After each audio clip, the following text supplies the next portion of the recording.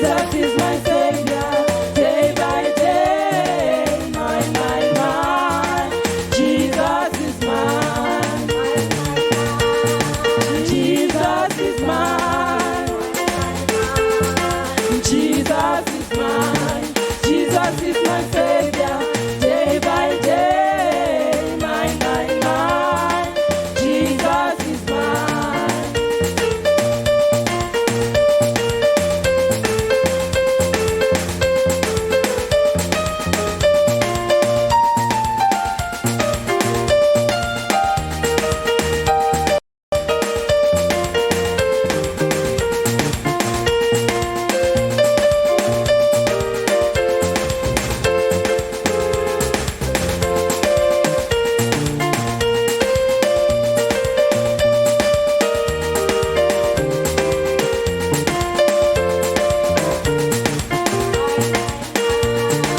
Jesus is mine. Jesus is mine. Jesus is my Savior, day by day. Mine, mine, mine. Jesus is mine. Jesus is mine. Jesus is mine. Jesus is my Savior, day by day. Mine, mine, mine. Jesus is mine. Jesus is mine. Jesus is mine. Jesus is my Savior, day by day. Mine, mine, mine. Jesus is mine. In Jesus' name, amen. Amen. We are going before the Lord in prayer as I'm going to sing a worship song. We glorify your name as we honor you. We glorify your name as we honor you. You are wonderful. You are the Messiah. You are wonderful. You are Messiah. We glorify. We glorify your name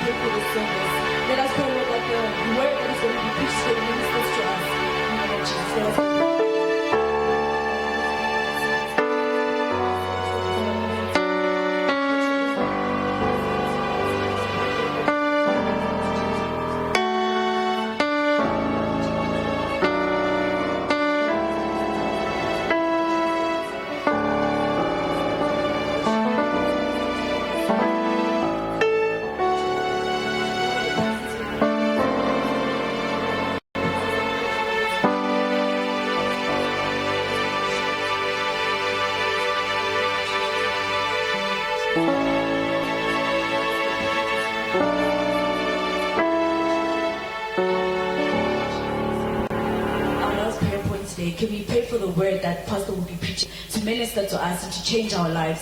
That the way we came in is not the same way we're going to leave. Let us go before the Lord. We thank you, God, for your word. Thank you, God.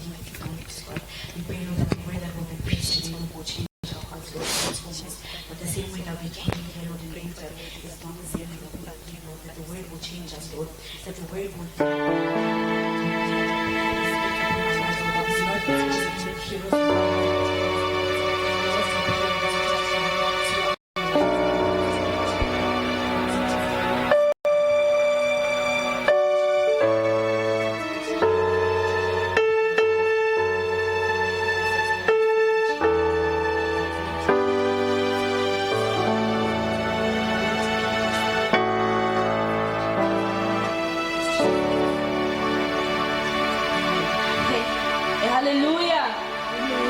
thank the praise and worship for ministering to us last night. Amen. Can we give them a hand? I just want to welcome everyone, visitors, people that are able to meet the English service for the first time, those that see us every Sunday. We just want to say thank you and welcome. Can you say hi to your neighbor next to you and greet them? Just ask them how they're doing, how their week was. Amen. Thank you. Okay, so I would like to welcome Pastor Jiriji to the stage so that he can preach and give us his word. Let us give him a hand. Hallelujah. Let's give a hand to Anno as she takes her seat, and we also do the same. I thank the Lord for today and this service, that we are all here to hear the word of God. May we all be seated in the presence of the Lord. I thank everyone for here present, on those that are following us on social media, for coming through this service again today when we are sharing the word of God about evangelism. What is the foundation of evangelism? How do we come to speak about evangelism, and how is it important to the word of God, to ourselves and even the next generation? Why did Jesus give it as an instruction to the disciples, and what was the command and what did it entail? Let's go to the word of God in Matthew chapter number 28 verse 18 and 19. One of my favorite scriptures. And Jesus came and spake unto them, saying, all the power is given unto me in heaven and in earth. Go ye therefore and teach all nations, baptizing them in the name of the Father and the Son and of the Holy Ghost. May the Lord bless the reading of the word. If you go back to verse 18, it said, Jesus said, and Jesus came and spake unto them, saying, all power is given unto me in heaven and in earth.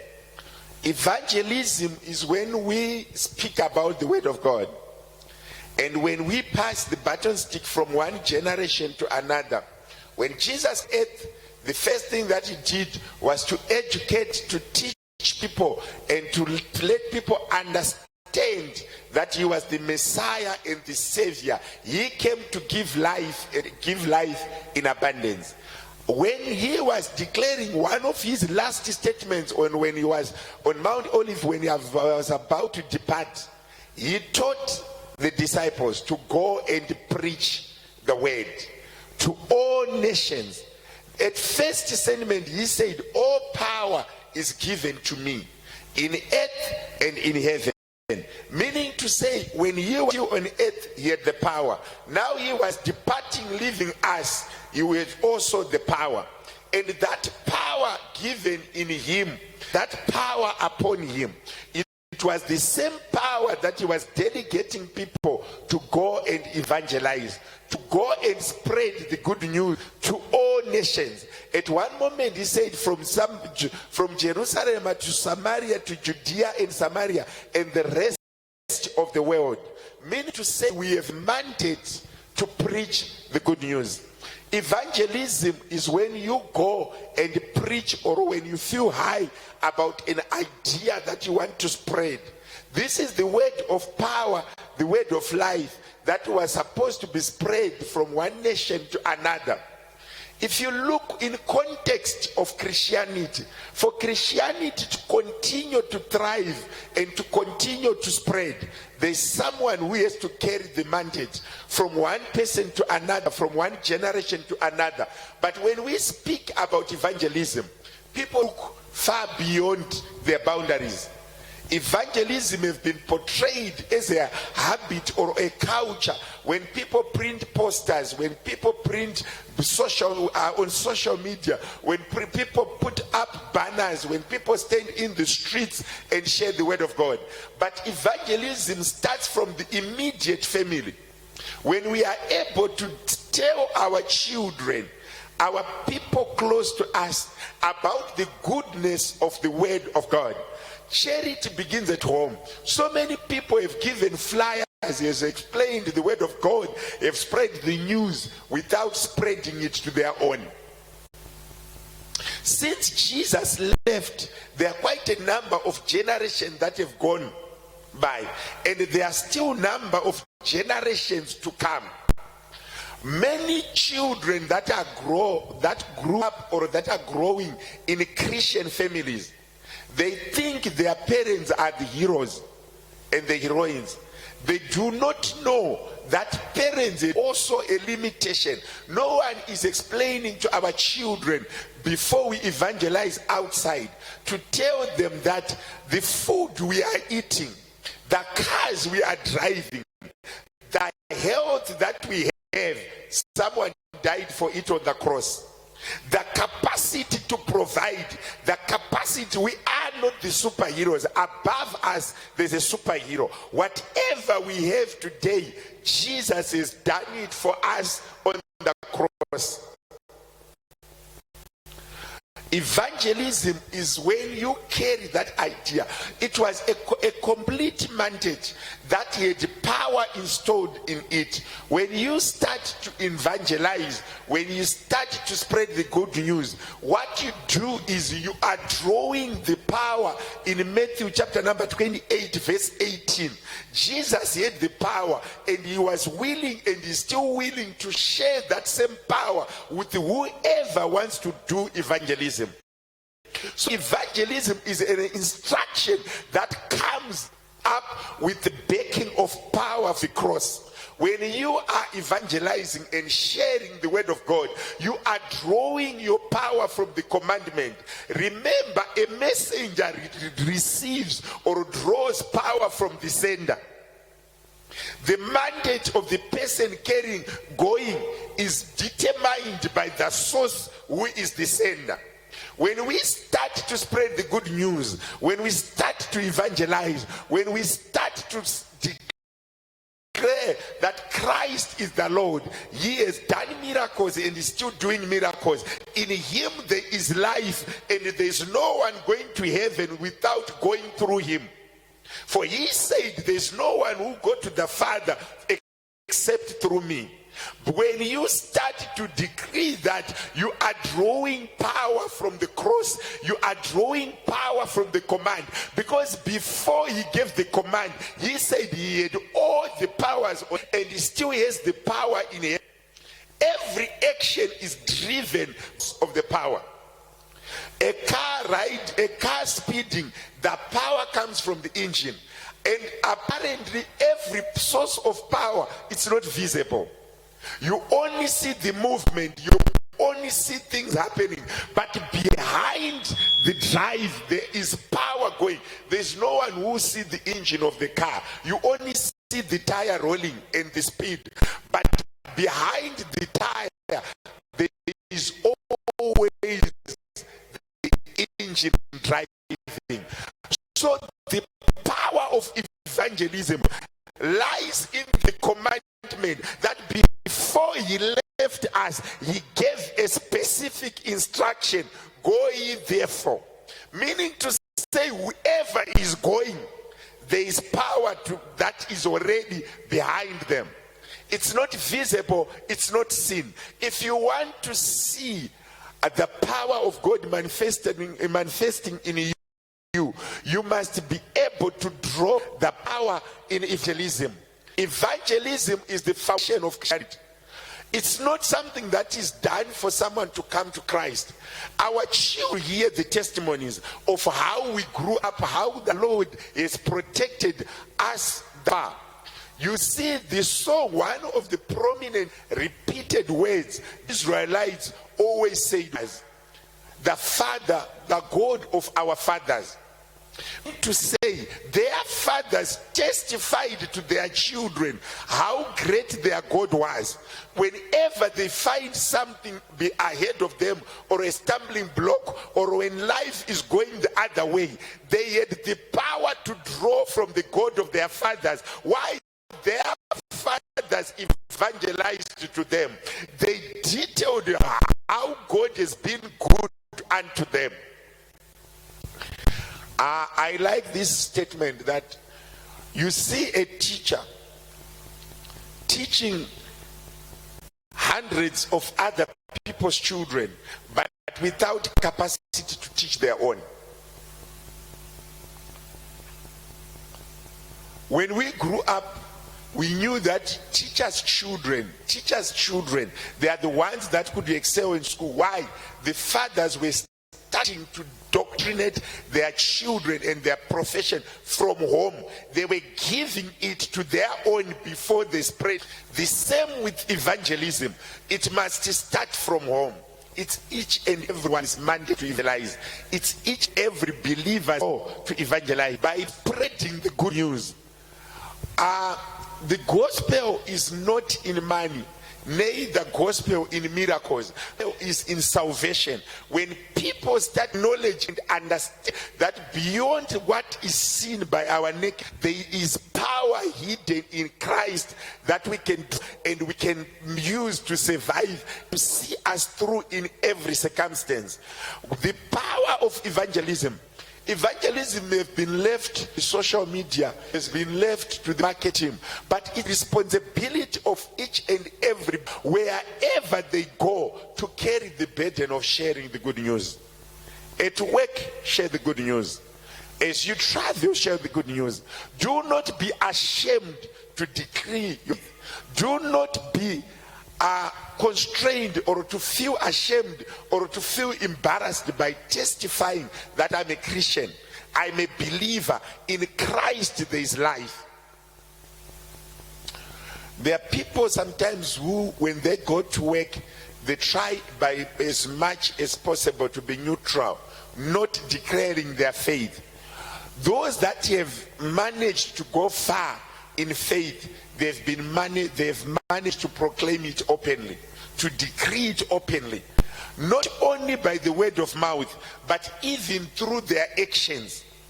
People who understand this character, this behavior, how this person is modeled and this person presents themselves, there is something unique. You can actually evangelize through your works, through how you speak. Yesterday I was doing a couples meeting where I was saying your language content and the way you express your voice is so fundamental to the success of your marriage. Even in evangelism, in Christianity, prosperity of Christianity and true Christianity is found also in our language. That's the content of the text or of our language, of things that comes out of us in speech, manifest and confess that there is Christ. Evangelism is not an event, it's a lifestyle. When your life portrays Christ, and wherever you go, to other nations, to other regions, to other provinces, to other families, when you visit, it's part of evangelism. It's something that must stay in your DNA. It's something that must stay in you, that wherever I am, I confess, I manifest, I portray, and I represent Christ. Whatever we do, evangelism, the Bible sometimes encourages us to have not only not only to use words, for the gospel is not in the power of words, in the confession of our words, but our character and our behavior must be part of evangelism. Evangelism that is complete, it should start from home, when we are able to take our faith in us and give it to our children. One day I was asked by my son, and he said to me, "Daddy, why do you have more than one car?" I said, "Because the Lord has blessed us with this." He said to me, "What do you mean the Lord has blessed you with this?" I said, "In whatever we do, Christ enables us." And I quoted him the verse that says, "Through Christ I can do all things." Meaning to say, one day when he is grown and things are not working out, he is forced to pray, knowing that Daddy said prayer makes things happen. We need to evangelize not only outside, but starting from the immediate family. Whenever something good has happened in the family, when we are in celebration, let's start with prayer, let's end with prayer. And we must also confess in front of family and friends that in this achievement there is also the power of God behind it, so that we do not take the glory to ourselves, but give the glory where it is due. Evangelism. Many things when we speak of evangelism, the effectiveness of social media, the effectiveness of a marketing team, the effectiveness or the power of resources behind it. But if we do it in words without valuing our character and our behavior, the way we represent Christ wherever we go, it may not appeal to the recipients. They receive it, but it doesn't have a meaning. When we evangelize, it's not us who convert people to Christianity, it's the Spirit of the Lord. What we do, we are the messengers, we are the mouthpiece, we take the information, but the conviction of the heart of those that are going to repent does not come from us, it comes from the Holy Spirit. Irregardless of how many people have come to Christ through a poster or through social media, it's not us who have done it, it's the Holy Spirit that goes there and take that information and give it a meaning. We have heard so many things that did not change us. We have read so many content that did not change us. We have seen so many things that did not change us. So there is no any individual with the power to convert anyone to Christianity or to force anyone to repent. We take the word, the Holy Spirit does the rest. I always say, even if we come as multitudes to church, there's no one who gives people bus fare or make people wake up and come. It's the conviction of the Holy Spirit, is the acts of the Holy Spirit, is the power of the Holy Spirit that enables a person to receive Christ. Ours only is to carry the mandate and become the mouthpiece of the Holy Spirit. Whoever comes to Christ, including us here present, it was not the act of man, it was the act of Christ and the act of the Holy Spirit. Because no man is going to the cross for another man. It was only done through by Christ to go and die for our sins. So evangelism and the conversion of people to Christianity, even for our children to receive Christ, we share with them the testimonies, we share with them the word, we give the baton stick to them, but the Holy Spirit still needs to convict them.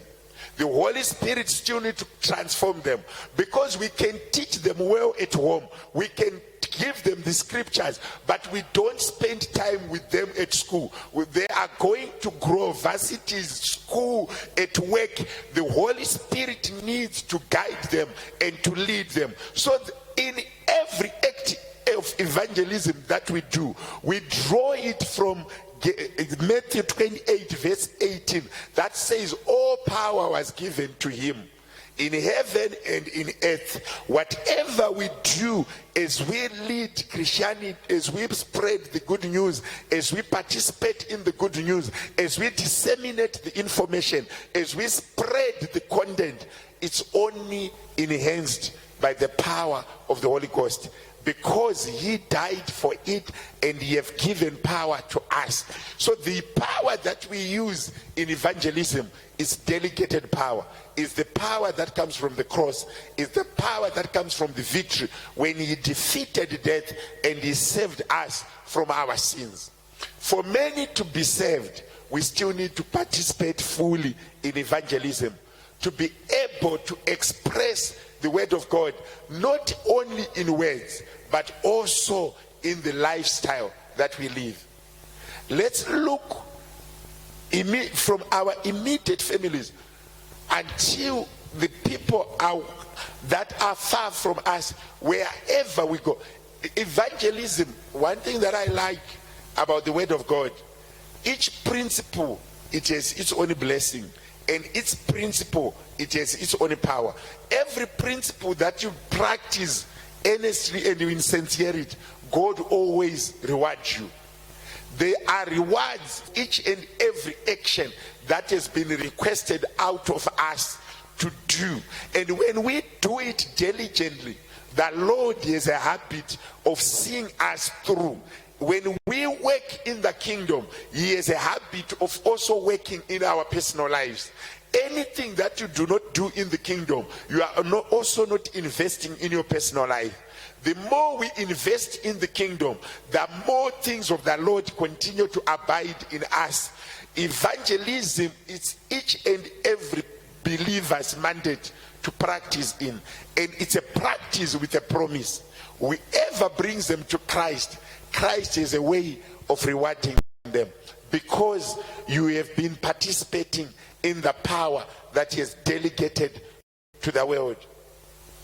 So many of us, when it comes to the gospel, we want to personalize it.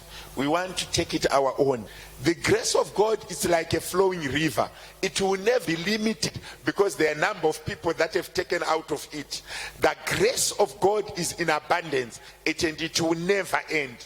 I want to encourage you this morning, wherever you go, be an ambassador, be a representative, be a person who represents the word of God. By doing so, you are opening a way for yourself. You are opening a way for the next generation that comes out of you.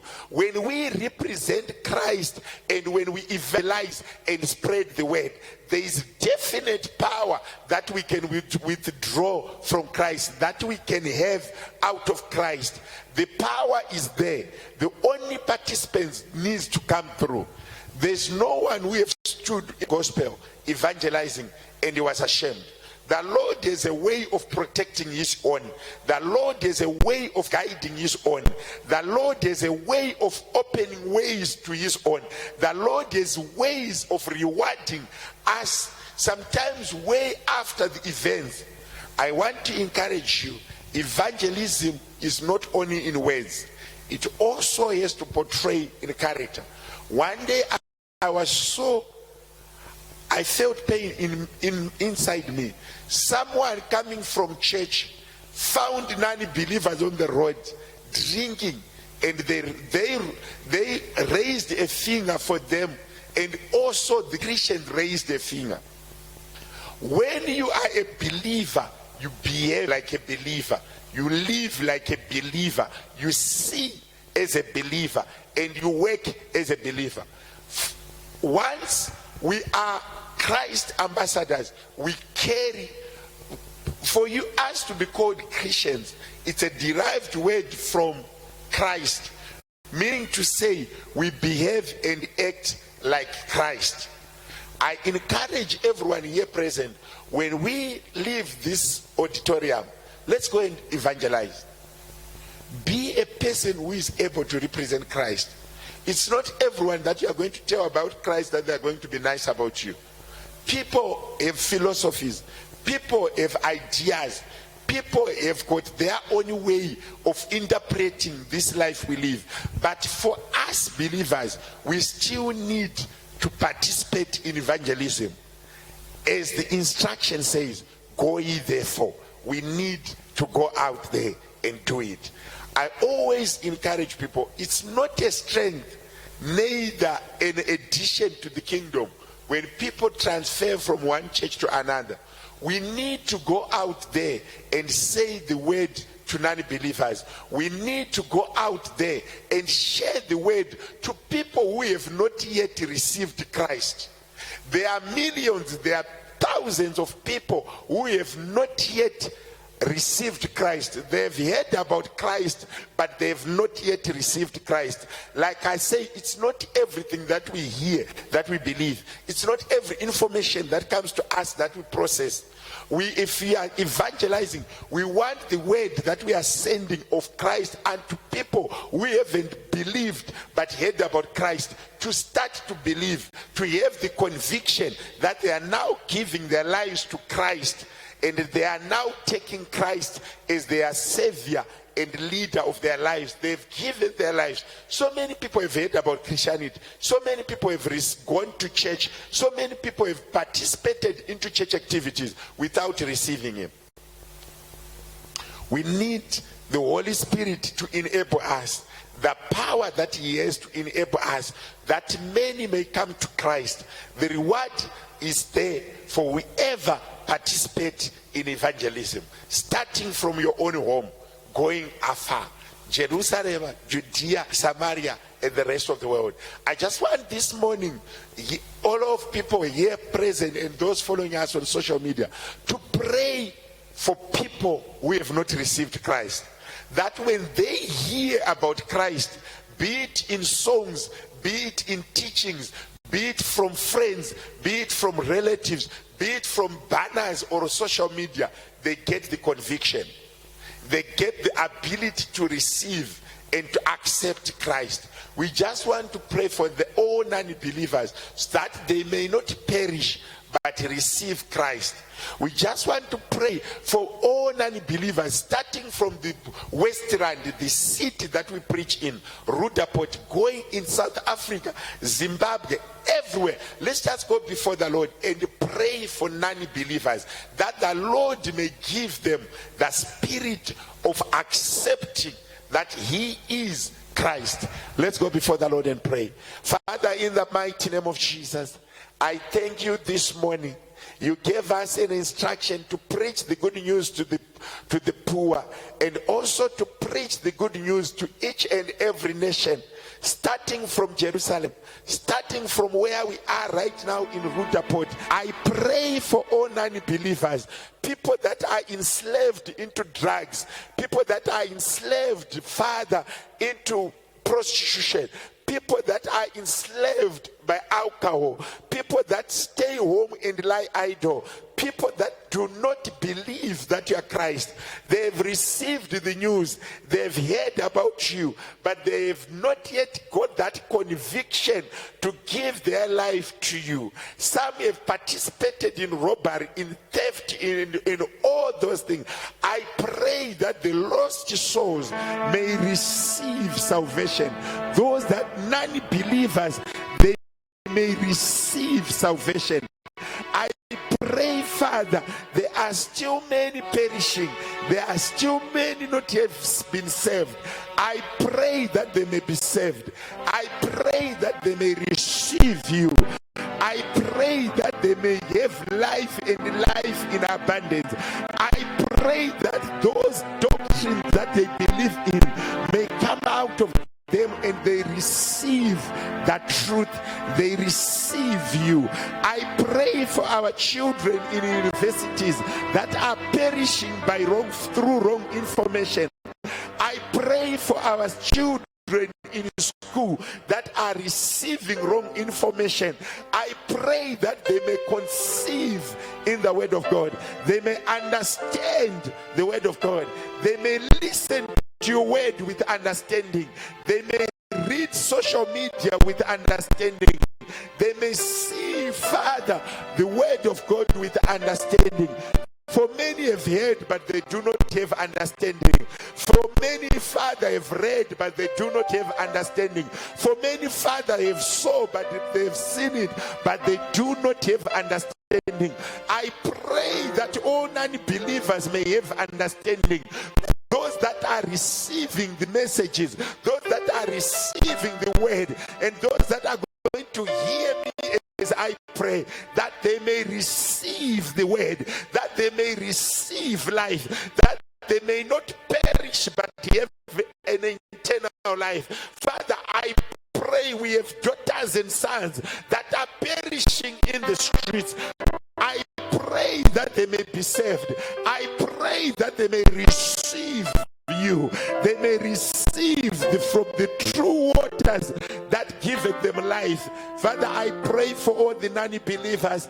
I pray for all those that are enslaved in cults, that they may receive you, that they may receive you, that they may have, Father, the true understanding of who you are. Reveal yourself unto them. Holy Ghost, reveal yourself to all non-believers. Father, I even pray for those members of this church that they leave their children, husbands and wives at home. When they are citing problems, when they are citing that they do not believe, Father, let them believe and receive you and start to understand you, that you may save their lives. Father, we thank you this morning. We glorify your name. We lift your name on high. In Jesus' name, Father, we pray. Amen.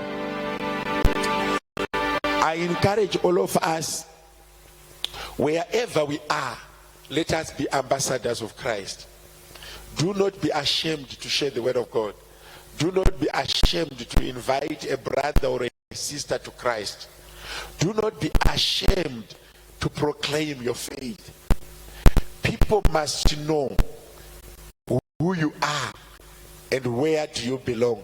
Just be bold enough to decree and to proclaim your faith. In Jesus' name, amen.